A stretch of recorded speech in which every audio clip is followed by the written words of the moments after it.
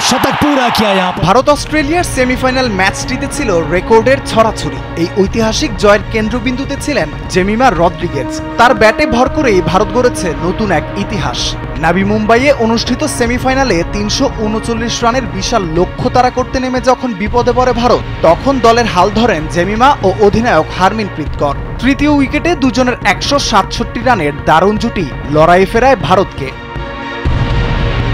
অধিনায়ক হারমিনপ্রীত ৮৯ রানে আউট হলেও জেমিমা ছিলেন পুরো ম্যাচে অটল। ১৩৪ বলে ১৪টি চার হাঁকিয়ে অপরাজিত ১২৭ রানে দলকে জেতান তিনি। নারী ওয়ানডেতে রান তাড়ায় ভারতের হয়ে সর্বোচ্চ রানের ইনিংস এটি। স্কিন শুষ্ক রুক্ষ হয়ে যাবে বলে কি বাইরে যাবে না?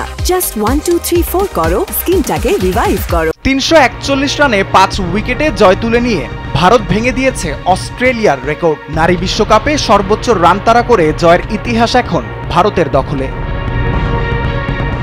ম্যাচের ২ ইনিংসে মিলিয়ে ওঠে ৬৭৯ রান, যা নারী বিশ্বকাপের ইতিহাসেও সর্বোচ্চ।